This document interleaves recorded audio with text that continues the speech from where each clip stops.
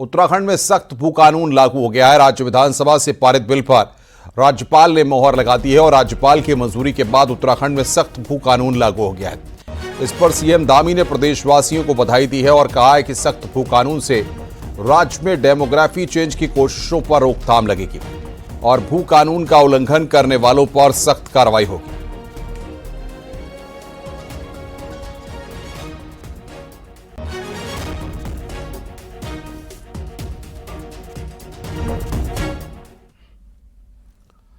हरिद्वार से बड़ी खबर है। यहां पर नगर निगम में जमीन खरीद को लेकर सामने आए घोटाले में बड़ी कार्रवाई की गई है और 4 अधिकारियों को सस्पेंड कर दिया गया है। सीएम धामी की करप्शन पर जीरो टॉलरेंस की नीति के तहत यह बड़ी कार्रवाई की गई है। रविंद्र कुमार दयाल, आनंद सिंह मिश्रवाण, लक्ष्मीकांत भट्ट और दिनेश चंद्र कांडपाल को सस्पेंड किया गया है, जबकि महिला अधिकारी निकिता बिष्ट को कारण बताओ नोटिस जारी किया गया है। ये सभी अधिकारी जमीन खरीदने वाली समिति में शामिल थे, जिन्होंने प्रशासक काल में ये जमीन कथित तौर पर घपलेबाजी में खरीदी। असल में यहां जो जमीन खरीदी गई थी और इसका लैंड यूज बदलकर मार्केट रेट से काफी महंगी जमीन खरीदी गई थी। 15 करोड़ की जमीन को 54 करोड़ में खरीदा गया। हरिद्वार में जिन किसानों को इस जमीन का भुगतान किया गया, उनके बैंक खाते पहले ही सीज किए जा चुके हैं और अब ये बड़ी कार्रवाई अधिकारियों को सस्पेंड कर की गई है।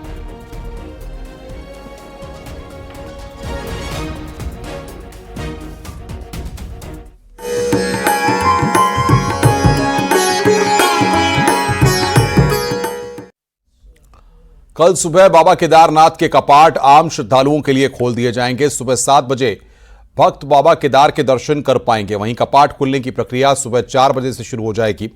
वहीं केदारनाथ की पंचमुखी डोली केदारनाथ धाम पहुंच गई है। डोली के साथ हजारों भक्त भी केदारनाथ धाम पहुंचे हैं और कल सुबह बाबा के दर्शन करने का बेसब्री से इंतजार कर रहे हैं।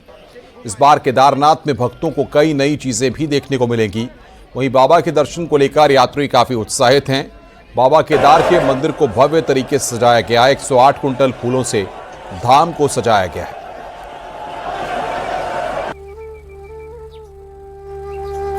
इसमें ड्रोन को लेके बहुत रिस्ट्रिक्शंस है, क्योंकि ये डीजीसीए से एक रेड जोन है हमारा हेलीकॉप्टर को लेके। और जो मंदिर का चबूतरा है वहां पे आप सिर्फ फोटोग्राफी कर सकते हैं। रील बनाना और वो बनाना, उस पर अब प्रतिबंध लाया गया है। मंदिर के अंदर फोटोग्राफी स्ट्रिक्टली प्रोहिबिटेड है। 4 बजे उठ करके उसका पूजा होगी। या पूजा होने के बाद ये आपने जो 7 बजे विधि विधान से पहले केदारनाथ रावल जी जगतगुरु हम ताला खोलते हैं। पहले ताला खोलते हैं, दूसरा ताला खोलते हैं। हम 5 मिनट पूजा करके आ जाते हैं। प्रातः काल भगवान केदारनाथ जी के कपाट खुलेंगे और नारायण, मैं ये समस्त देशवासियों से ये आह्वान करता हूँ कि जीवन के अंदर जरूर यात्राएं करें। यात्रा के अंदर 3 अक्षर है, या तय रा। या यानी यातना, तय यानी उसे तारने वाली, रा यानी परब्रह्म परमात्मा से मिलाने वाली। तो जीवन के अंदर यात्रा जरूर करें। केदारनाथ धाम के कपाट कल खुलेंगे और केदारनाथ के लिए सबसे ज्यादा रजिस्ट्रेशन भी हुए हैं। शुक्रवार सुबह 7 बजे से दर्शनों का सिलसिला भी शुरू हो जाएगा।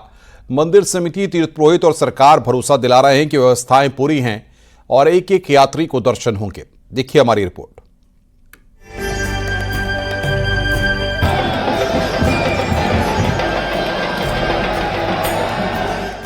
चंद घंटों के बाद बाबा केदार के धाम के कपाट खुल जाएंगे। सुबह शुभ मुहूर्त में कपाट खुलने के साथ दर्शन पूजन का सिलसिला शुरू हो जाएगा। 11वें ज्योतिर्लिंग के दर्शन के लिए श्रद्धालु 6 महीने इंतजार करते हैं, तो कपाट खुलने के पहले दिन केदारनाथ में श्रद्धालुओं का सैलाब उमड़ पड़ा है। व्यवस्थाएं यहाँ बहुत सुंदर व्यवस्था करी गई है सरकार द्वारा, धामी जी सरकार द्वारा।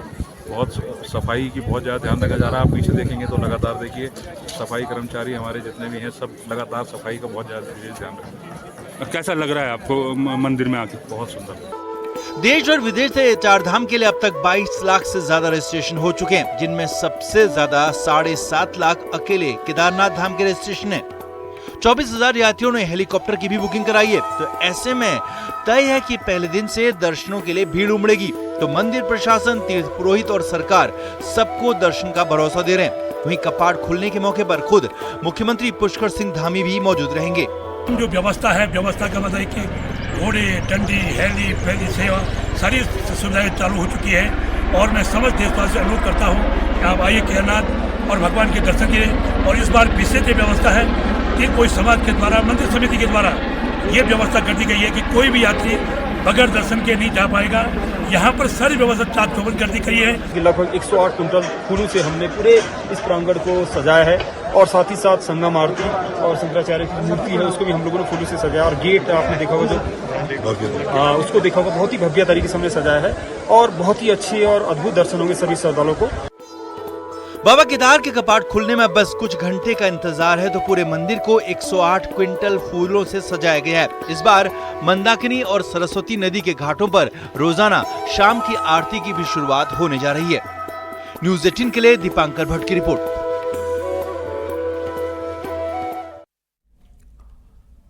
चारधाम यात्रा शुरू होते ही बड़ी संख्या में श्रद्धालुओं के पहुंचने का सिलसिला जारी है। यमुनोत्री धाम में पहले दिन ही करीब 14,000 श्रद्धालुओं ने दर्शन किए, जबकि गंगोत्री धाम में करीब 3,000 से ज्यादा श्रद्धालुओं ने मां गंगा की पूजा अर्चना की। बुधवार को ही यमुनोत्री और गंगोत्री धाम के कपाट श्रद्धालुओं के लिए खोले गए।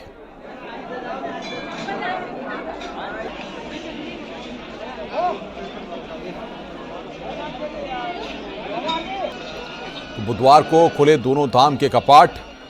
श्रद्धालुओं के लिए केदारपुरी तैयार है।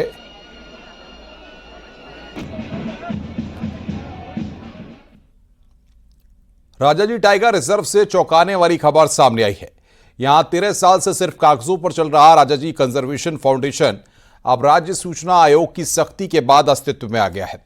इसकी शुरुआत 5 लाख रुपए का मुआवजा जमा करने से हुई है, जो 13 साल पहले जमा होना था। हरिद्वार स्थित पंचायती अखाड़ा निर्मल को टाइगर रिजर्व सीमा पर निर्माण की इजाजत 7 शर्तों के साथ दी गई थी, जिसमें अखाड़े द्वारा फाउंडेशन को 5 लाख की राशि देना और पार्क में वाटर होल बनवाने के लिए धनराशि देना भी शामिल था। लेकिन न केवल शर्तों का पालन नहीं हुआ, बल्कि आवासीय निर्माण की एनओसी पर व्यावसायिक निर्माण भी कर दिया गया। आरटीआई से असंतुष्ट एक शिकायतकर्ता की अपील पर पता चला कि फाउंडेशन तो कभी बना ही नहीं था। सूचना आयुक्त योगेश भट्ट के निर्देश पर अब फाउंडेशन गठित कर उसका बैंक खाता खोला गया और 5 लाख की राशि जमा कराई गई। साथ ही उन्होंने अब तक जारी सभी एनओसी की समीक्षा के आदेश भी दिए हैं।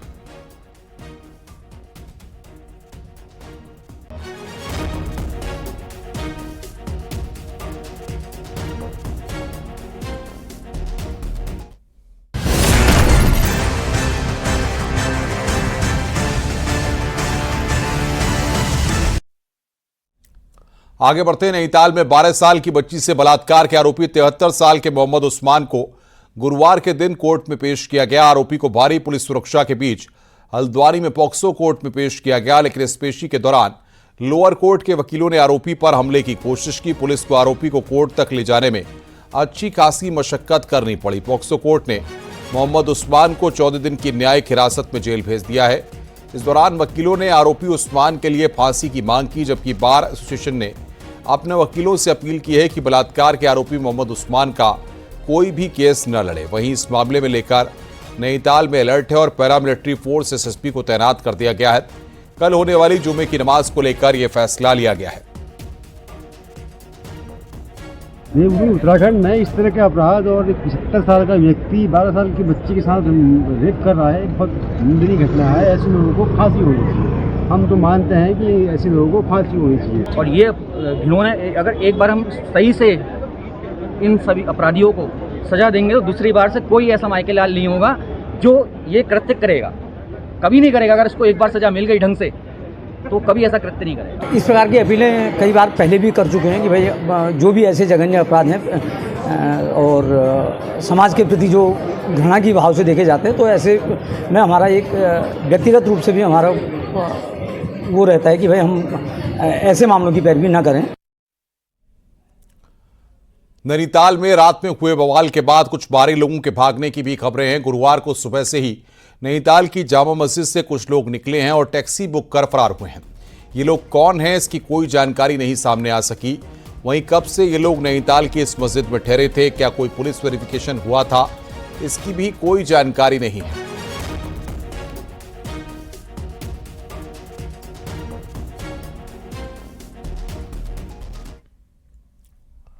आगे बढ़ते नैनीताल हमेशा ही अपने भाईचारे और शांत वातावरण के लिए जाना गया है, लेकिन ऐसा क्या घटा कि पहली बार नैनीताल हिंसा की ओर चल दिया।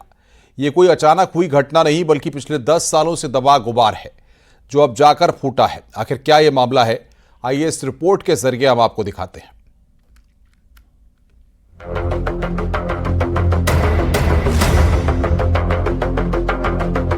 नैनीताल की ये शांत वादियां पिछले कई घंटों तक उबाल मारती रही। उस्मान के 12 साल की नाबालिग से रेप के आरोपों के बाद शहर में भारी बवाल हुआ।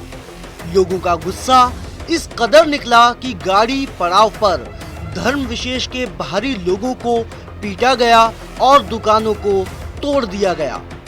रेप की घटना से शुरू हुई कहानी अब नैनीताल में डेमोग्राफी चेंज और जमीनों पर कब्जों तक पहुंच गई है। 2011-12 का आप रिकॉर्ड निकाल के देखिए तो ट्रेस हुआ था, आर्मी के इस टावर ने ट्रेस किया था सैटेलाइट फोन, और वो सैटेलाइट फोन कहां से कहां ट्रेस हुआ था, मेट्रोपोल से लेके गोरा स्टैंड तक।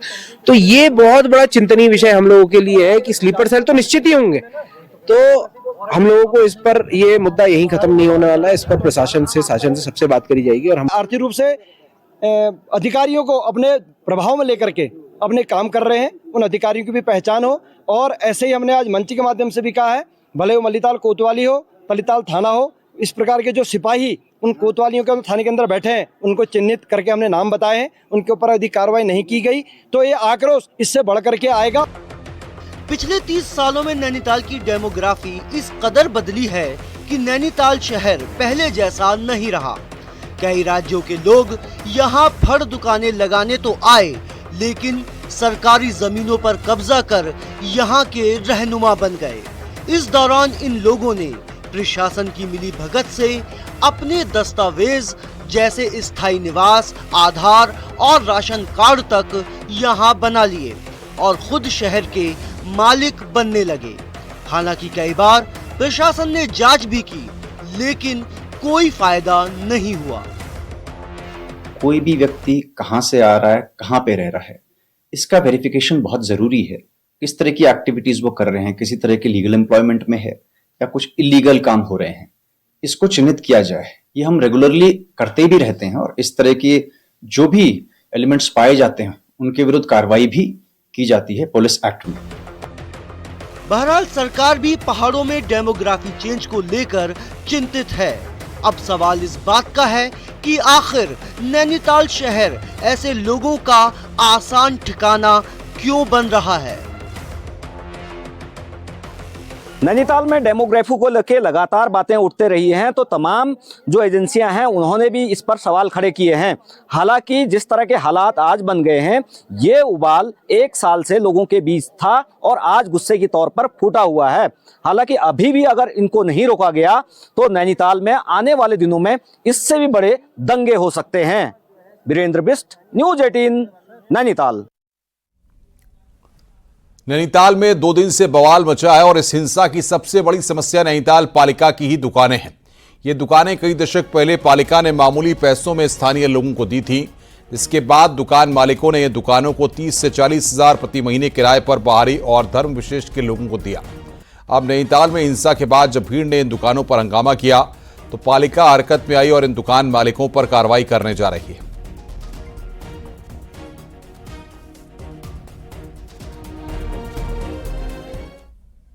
नैनीताल में जिस तरह से 2 दिन से बवाल हुआ है, उसकी सारी समस्या नगर पालिका की ये दुकानें हैं। कौन इनका मालिक है, कौन इनको चला रहा है, ये तमाम सवाल हैं। देख सकते हैं कि जिस तरह से यहाँ पर पिछले 2-3 सालों से माहौल बन गया था और यहाँ पर कारोबार चल रहा था। कौन लोग वो कारोबारी थे, ये दुकानें नगरपालिका की थी, उन दुकानों पर किनका कब्जा था, कैसे उन लोगों तक पहुंची, ये एक बहुत बड़ा सवाल है। क्योंकि तमाम जो हिंदूवादी संगठन है वो सवाल उठाते रहे कि जो ये दुकानें हैं इन पर गैर कानूनी तौर पर कब्जा किया गया है। जो जिस तरह से जो किराया है वो काफी कम दिया जा रहा है और उसके बाद इन दुकानों का संचालन मोटी फीस देकर बाहरी लोगों को दिया जा रहा है। तो कहीं ना कहीं अब प्रशासन हरकत में आया है। इनको सबको नोटिस देने की तैयारी की जा रही है और इनको खाली करने का अल्टीमेटम दे दिया गया है। अब नगर पालिका इन दुकानों को कब्जे में लेगी और इस तरह का जो कारोबार यहां फल फूल रहा है उस पर भी बड़ी कार्रवाई की आशंका नगर पालिका से की जा रही है। वीरेंद्र बिष्ट, न्यूज़ 18, नैनीताल। हरिद्वार के लक्सर में आज दिन भर तनाव की स्थिति रही। एक टायर फैक्ट्री में लंबे समय से चल रहे कर्मचारियों के धरने को किसान यूनियन पटेल की ओर से अपना समर्थन दिया गया था। इसके बाद फैक्ट्री में महापंचायत करने का ऐलान किया गया। महापंचायत के ऐलान की सूचना पर पुलिस प्रशासन अलर्ट हो गया और मौके पर भारी पुलिस बल की तैनाती की गई है। इस बीच लक्सर के किसान इंटर कॉलेज में कई किसान नेता इकट्ठा हो गए और फैक्ट्री गेट की तरफ बढ़ने लगे। हालांकि पुलिस ने महापंचायत करने जा रहे किसान नेताओं को फैक्ट्री तक नहीं पहुंचने दिया, लेकिन इस दौरान प्रदर्शन कर रहे किसान नेताओं और पुलिस के बीच कई बार झड़प होती नजर आई। प्रशासन के अधिकारियों का कहना है कि मजदूरों की फैक्ट्री प्रबंधन के साथ वार्ता कराई गई, उसमें कुछ मांगों को मान लिया गया। हालांकि फैक्ट्री से निकाले गए कर्मचारियों को वापस लिए जाने का मामला कोर्ट में है।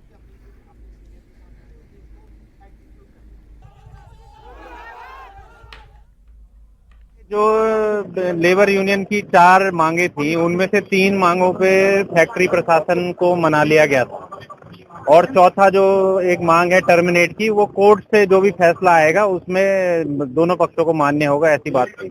हम कोशिश करते हैं कि एक सुलह बीच में इन दोनों पक्षों की हो, मैनेजमेंट और लेबर के बीच में। तो आज जो इनके 11 लोग थे, हमने प्रबंधन से भी बात करी, जो कैवेंडिश कंपनी है उन्होंने 3-4 चीजों में सहमति दी थी। सहमति से लगभग हमें लगा था कि रास्ता निकल जाएगा। उत्तराखंड के मुख्य सचिव आनंद बर्धन ने 1 मई से सभी सरकारी विभागों में बायोमेट्रिक हाजिरी का आदेश जारी किया था, लेकिन पहले ही दिन ज्यादातर जगहों पर यह आदेश पालन होते हुए नहीं दिखा। खासतौर पर शिक्षा विभाग में ज्यादातर जगहों पर या तो मशीनें ही नहीं थीं और जहां पर मशीनें थीं वहां पर वो मशीनें खराब थीं। देहरादून में ज्यादातर स्कूलों में बायोमेट्रिक हाजिरी का आदेश पहले ही दिन फेल होता नजर आया है।